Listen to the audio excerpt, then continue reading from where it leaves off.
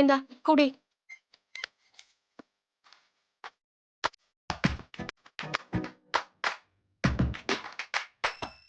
உனக்கெல்லாம் என்ன ரொமான்ஸே வராதா? அதெல்லாம் ரொம்ப நல்லா வரும். ஆனா உன்கிட்ட வராது. ஹம். என்கிட்ட வராதா? வர வச்சு காட்டுறேன்.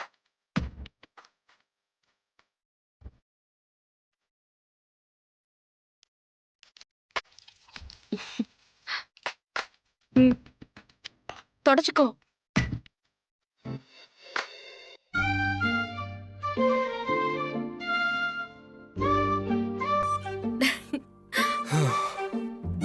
உன் கூட கொஞ்சம் தனியா பேசணும்.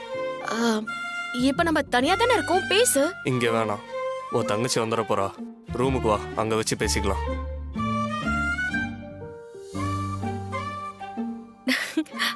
ஆஹா, நமக்கு இன்னைக்கு பயங்கர சர்ப்ரைஸ் கொடுக்க போறான். மனசு மாறி என்னை ஏத்துக்கிட்டு ஐ லவ் யூன்னு சொல்ல போறான்னு நினைக்கிறேன்.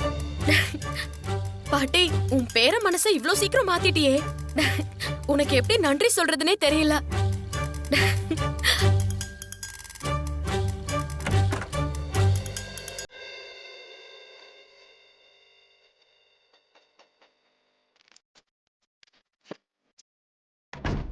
ரஞ்சித் மனசு மாறிட்டான். என்கிட்ட வந்து சாரி சொல்லிட்டு ஐ லவ் யூன்னு சொல்லி கட்டி பிடிக்க போறான்.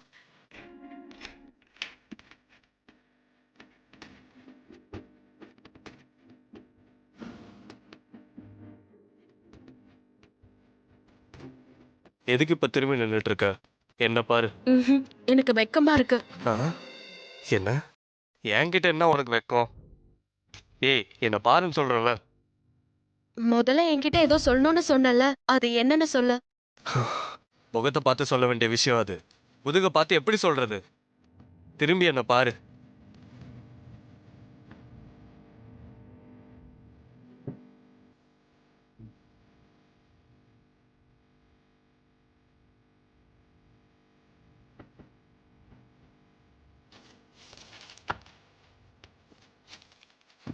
ம். என்னது இது? நீ வேற ஏதோ சொல்லி என்னென்னமோ கொடுப்பேன்னு பார்த்தா, அப்ப என் கையில இருந்து புடுங்கின இந்த பேப்பரை குடுக்குற? நான் தான் அப்பவே சொன்னேனே, அப்புறம் சொல்றேன்னு.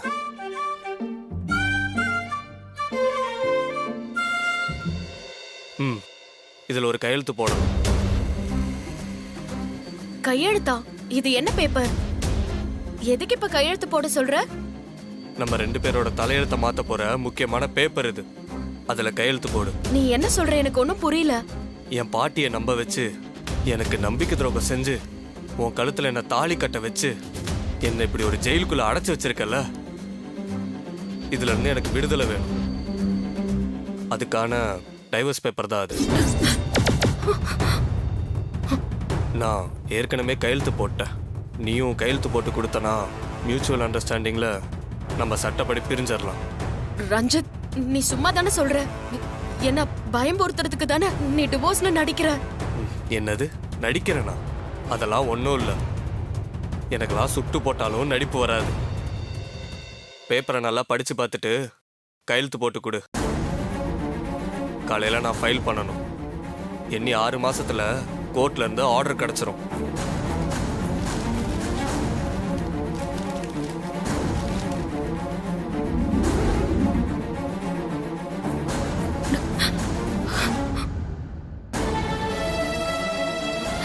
இல்ல, இதுக்கு நான் ஒத்துக்க மாட்டேன். இங்க பாரு, உனக்கு தேவை 50 கோடி ரூபா சொத்து தானே. அதுல எனக்கு ₹1 வேணாம். எல்லாத்தையும் நீயே எடுத்துக்கோ. எனக்கு டைவர்ஸ் பேப்பர்ல மட்டும் கையெழுத்து போட்டு கொடு. எனக்கு சொத்து வேண்டாம் ரஞ்சித், நீ தான் எனக்கு வேணும். இங்க பாரு, நீ எனக்கு வேணாம். உன்னை எனக்கு பிடிக்கல. பிடிக்காதவங்களோடலாம் என்னால வாழ முடியாது. டைவர்ஸ் பேப்பர்ல நீ கையெழுத்து போடு. உன்னை எனக்கு ரொம்ப பிடிக்கும் ரஞ்சித். ஆரம்பத்துல இருந்து நான் உன்கிட்ட சண்டை போட்டதெல்லாம் ஈகோவால தான். ஆனா என்னையே அறியாம நீ என் மனசுக்குள்ள வந்துட்ட. அதனாலதான் உன் பாட்டி உன்னை கல்யாணம் பண்ணிக்க சொல்லி கேட்கும் போதும், உன்னை என் கழுத்துல தாலி கட்ட சொல்லும் போதும் என்னால மறக்க முடியல. உன்னை எனக்கு ரொம்ப பிடிக்கும் ரஞ்சித். அதனாலதான் நீ கட்டின தாலியை நான் ஏத்துக்கிட்டேன். இங்க பாரு, இந்த கதையெல்லாம் நான் நம்ப தயாரா இல்ல. எப்போ ஆளை வச்சு நீ என்ன கொலை பண்ண பாத்தியோ அப்பவே நான் முடிவு பண்ணிட்டேன் உன்னைய டைவர்ஸ் பண்ணணும்னு.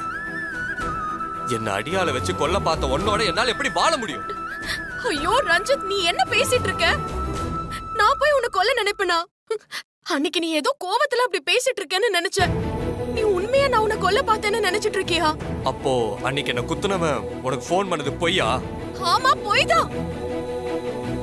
யாரோ எதுக்காகவோ அப்படி சதி பண்ணிருக்காங்க. அன்னைக்கு நைட்டு உன்னை காணோன்னு நான் எங்கெல்லாம் தேடி அலைஞ்ச தெரியுமா? உன்னை காப்பாத்துறதுக்கு எவ்வளவு கஷ்டப்பட்டேன் தெரியுமா? அதெல்லாம் நீ உன்னைய நல்லவன் நம்ப வைக்கிறதுக்காக நீ பண்ண டிராமா. ரஞ்சித், ஏன் இப்படி எல்லாம் பேசுற?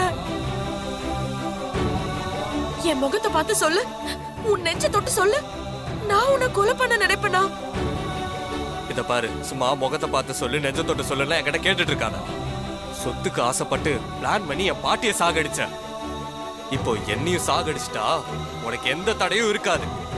சொத்து முழுசும் நீயே அனுபவிக்கலாம். அதான உன்னோட பிளான். ஐயோ, ஆரம்பத்துல இருந்து இப்ப வரைக்கும் நீ என்ன தப்பாவே புரிஞ்சு வச்சிருக்க. தயவு செஞ்சு உன் எண்ணத்தை முதல்ல மாத்து. இங்க பாரு, நான் உன்னை சரியாதான் புரிஞ்சிருக்கேன். இப்ப நீ டைவர்ஸ் பேப்பர்ல கையெழுத்து போட போறியா இல்லையா? நான் கையெழுத்து போட மாட்டேன். எதுக்காக கையெழுத்து போடணும்? என் பாட்டியை ஏமாத்தி என்ன ஏமாத்தி உன் கழுத்துல என்ன தாலி கட்ட வச்சுட்டு இப்போ டைவர்ஸ் பேப்பர்ல கையெழுத்து போட மாட்டேன்னு தூக்கி வீசுறியா? சும்மா நான் உன் பாட்டியை ஏமாத்தி உன்னை என் கழுத்துல தாலி கட்ட வச்சுன்னு சொல்லிட்டே இருக்காத. உன் பாட்டியை எனக்கு எப்படி தெரியும்? உன் பாட்டி கிட்ட என்ன கூட்டிட்டு போய் முன்னாடி நிறுத்தி நான் லவ் பண்ண பொண்ணு இவதான் சொன்னது நீயா இல்ல நானா? நீ தானே என் வீட்டுக்கு வந்து உன் பாட்டி கிட்ட உன் லவரா நடிக்க கெஞ்சின. அது பாட்டி என்ன கல்யாணம் பண்ணிக்க சொல்லி கட்டாயப்படுத்தினாங்க. அதுல இருந்து தப்பிக்கிறதுக்கு போய் சொன்ன. நீ போய் சொன்ன. ஆனா சோசியல் மீடியால நீயும் நானும் மோதிரம் மாத்திக்கிற போட்டோ வந்துச்சு. உன் ஃப்ரெண்ட்ஸுக்கு தெரிஞ்சவங்க, என் ஃப்ரெண்ட்ஸுக்கு தெரிஞ்சவங்கன்னு எல்லாரும் நம்ம ரெண்டு பேரும் கல்யாணம் பண்ணிக்க போறோம் நம்பிட்டாங்க.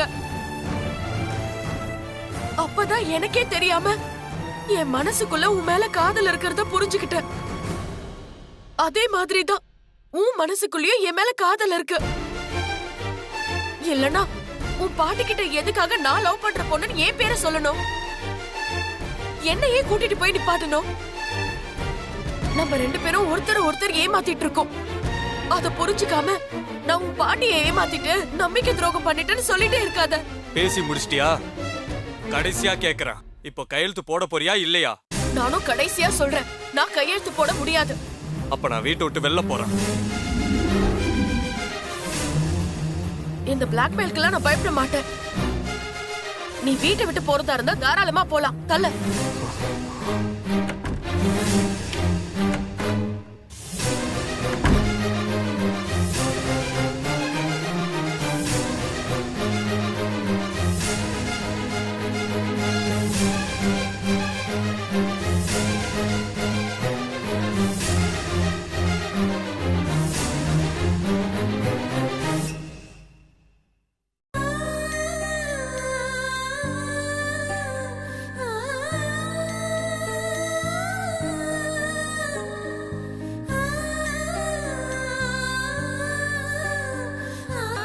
பாட்டி, உன் பேரன் பண்ற வேலையை பாத்தியா? நான் 50 கோடி ரூபாய் சொத்துக்கு ஆசைப்பட்டு உன்னை ஏமாத்தி உன் மூலமா உன் பேரனை என் கழுத்துல தாலி கட்ட வச்சனா. அதனால டிவோர்ஸ் பேப்பர்ல என்ன கையெழுத்து போட சொல்றான். நான் என்ன உன்கிட்ட வந்து உன் பேரனை கல்யாணம் பண்ணணும்னு கேட்டேனா? உன் பேரை கோவில்ல வச்சு உண்மையை சொன்னதுக்கு அப்புறம் நீங்க தானே என் வீடு தேடி வந்து உங்க பேரனை கல்யாணம் பண்ணிக்க சொல்லி கேட்டீங்க. அப்ப கூட நான் இதெல்லாம் சரி வராதுன்னு சொன்னல. நீ பாட்டுக்கு கல்யாணத்தை பண்ணி வச்சுட்டு போயிட்ட. இப்ப பாத்தியா என்ன ஆச்சுன்னு? உன் சாவுக்கு நான் தான் காரணம்னு உன் பேரை சொல்றான். நீ சொல்ல, உன் சாவுக்கு நானா காரணம்? நான் உன்னை என் பெத்த அம்மா மாதிரி வச்சு பார்க்கணும்னு ஆசைப்பட்டேன். ஆனா ஏன் மேலேயே இப்படி ஒரு பழைய போடுறான் உன் பேரை. அது மட்டும் இல்ல பாட்டி, உன் பேரனை நான் ஆள் வச்சு கொல்ல பார்த்தேனா? நான் ஒரு கொலைகாரி, என் கூட வாழவே முடியாதுன்னு டிவோர்ஸ் கேக்குறான் பாட்டி. டிவோர்ஸ் பத்திரத்துல கையெழுத்து போடலனா இப்பவே நான் வீட்டை விட்டு போயிடுவேன் பிளாக்மெயில் வேற பண்றான்.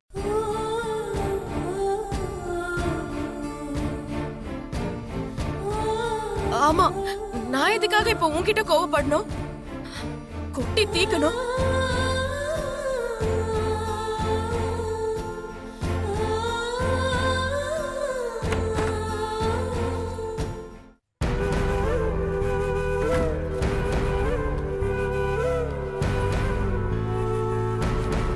என்ன பண்ற? நீ தான் டைவர்ஸ் பேப்பர்ல கையெழுத்து போட மாட்டேன்னு சொல்லிட்டல்ல, நான் வீட்டை விட்டு போறேன். இப்ப என்ன? நான் டிவோர்ஸ் பேப்பர்ல கையெழுத்து போடணும், அவ்வளவுதானே? கையெழுத்து போட்டா போக மாட்டேன்ல? டைவர்ஸ் கிடைக்கிறதுக்கு இன்னும் 6 மாசம் ஆகும். அது வரைக்கும் போக மாட்டேன்.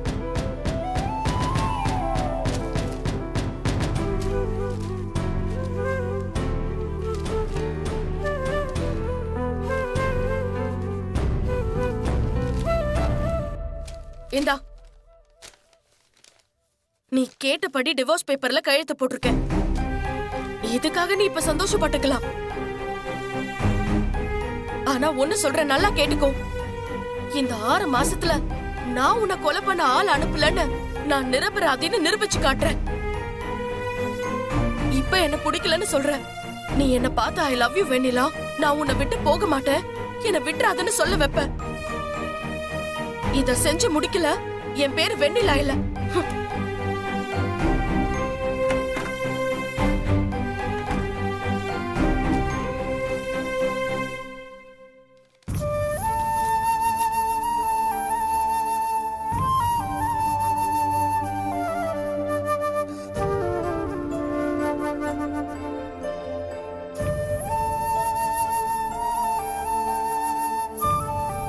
பாட்டி, உன்னை நம்பிதான் உன் பேரன் கிட்ட சவால் விட்டுட்டு வந்திருக்கேன்.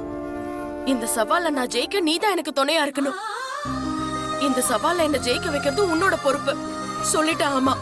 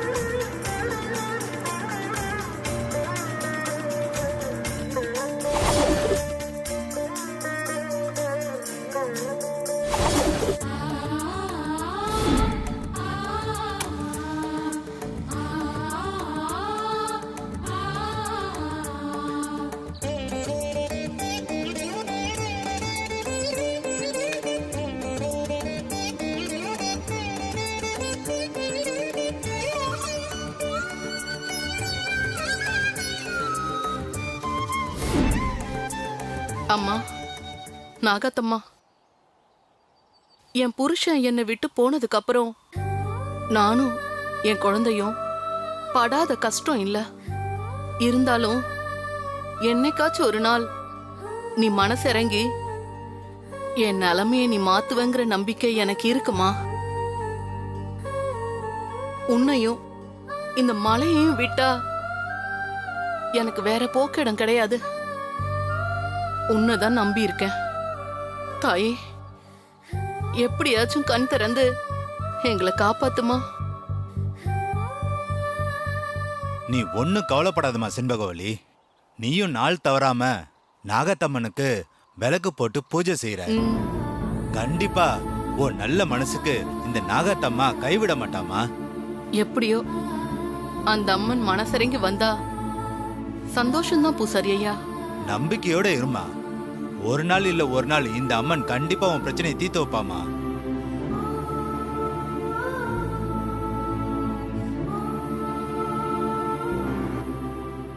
கொல்லிமலையில நிறைய சித்தர்கள் வாசம் செஞ்சிட்டு இருக்காங்கன்னு தாத்தா அடிக்கடி சொல்லுவாரு.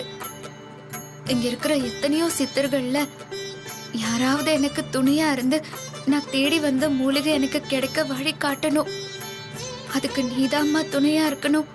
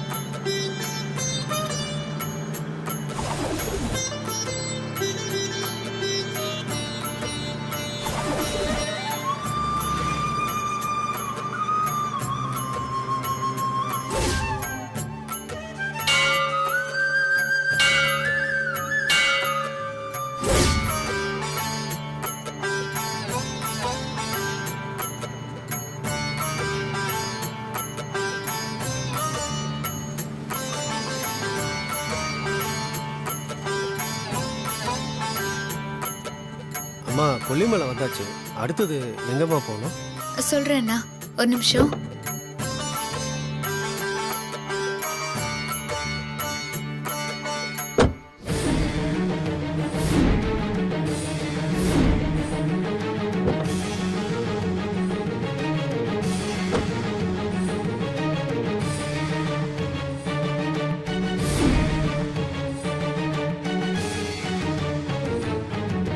இவ்ளோ பெரிய மலையில அந்த அற்புத மூலிகை இருக்கிற இடத்தை எப்படி கண்டுபிடிக்கிறது? எந்த திசையில இருக்குன்னு எப்படி தெரிஞ்சுக்கிறது?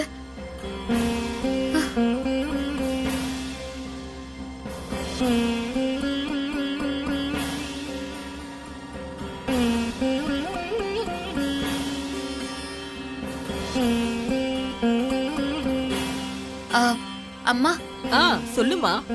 இங்க அம்மன் கோயில் ஏதாவது இருக்கா? உன்னை பார்த்தா வெளியூர் பொண்ணு மாதிரி இருக்கு. ஆ, ஆமா, எதுக்காக அம்மன் கோயில விசாரிக்கிற? என்னம்மா விஷயம்? இல்லம்மா, நான் வந்த காரியம் நல்லபடியா முடியணும்னு அம்மன் கிட்ட வேண்டிக்கணும். அதுக்காக தான் கேட்டேன். அப்படியாம்மா? இங்க இருந்து நேரா போனா கொஞ்ச தூரத்துல பண்ணாரி அம்மன் கோயில் இருக்குது. அந்த அம்மன் தான் இந்த மலையோட காவல் தெய்வம். இந்த மலைய உருவாக்குனதே அந்த அம்மன் தான் சொல்றாங்க. மிக பெரிய சக்தி உள்ள தெய்வமா. நீ வேண்டிக்கிட்டா அள்ளி கொடுக்கிற தெய்வம். நீ போய் அந்த அம்மனை வேண்டிக்கம்மா. நீ நினைச்ச காரியம் கை கூடும். அந்த அம்மன் உனக்கு நிறைவேற்றி வைப்பா. ரொம்ப சந்தோஷம்மா. சரிம்மா, பார்த்து பத்திரமா போங்க. சரி சரிம்மா. அண்ணன், சொல்லுங்கம்மா. நாளைக்கு காலையில நான் மூலிகை எடுத்துட்டு இதே இடத்துக்கு வந்துடுறேன். நீங்களும் வந்துருங்க. சரி, நான் வரேன். ஆ.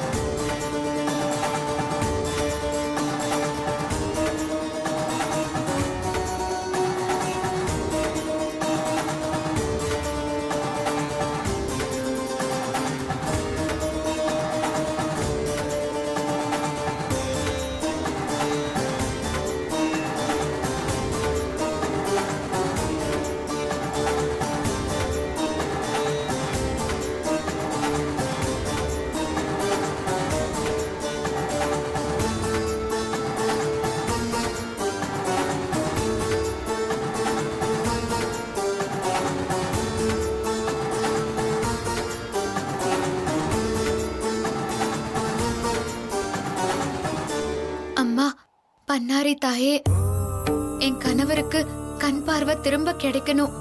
அதுக்கு வாசுகி நாகத்தோட பாதுகாப்புல இருக்கிற அந்த அற்புத மூலிகை எனக்கு வேணும். இந்த மலைய உருவாக்கி பாதுகாத்துட்டு இருக்கிற நீ மனசு வச்சா கண்டிப்பா அந்த மூலிகை எனக்கு கிடைக்கும். உன்னை நம்பி வந்த எனக்கு நீதான் துணையா இருந்து எனக்கு அந்த மூலிகை கிடைக்க வழி காட்டணுமா?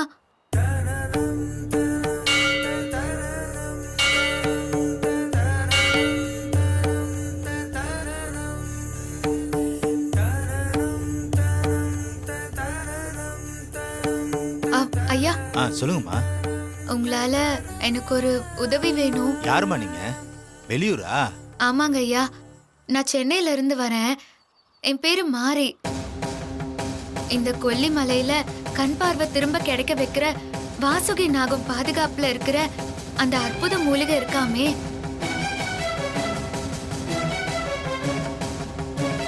அந்த இடம் எங்க இருக்குன்னு உங்களுக்கு தெரியுமா பூசாரி ஐயா? அம்மா, உங்களை மாதிரியே வெளியூர்ல இருந்து, வெளி மாநிலத்துல இருந்து, ஏன் வெளிநாட்டுல இருந்து கூட வந்து அந்த இடத்த பத்தி தெரிஞ்சுக்கிறதுக்கு என்கிட்ட கேட்பாங்க. அவங்க எல்லார்கிட்டையும் நான் சொல்லி அனுப்பி வைக்கிறது செண்பகவல்லி வீட்டுக்கு தான்.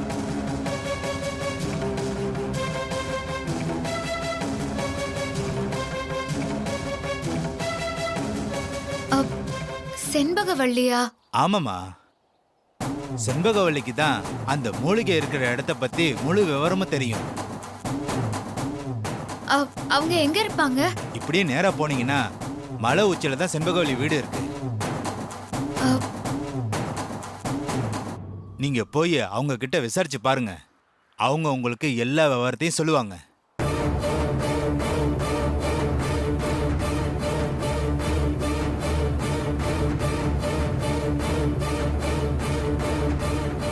சரிங்க ஐயா, ரொம்ப நன்றிங்க ஐயா. நல்லதுமா.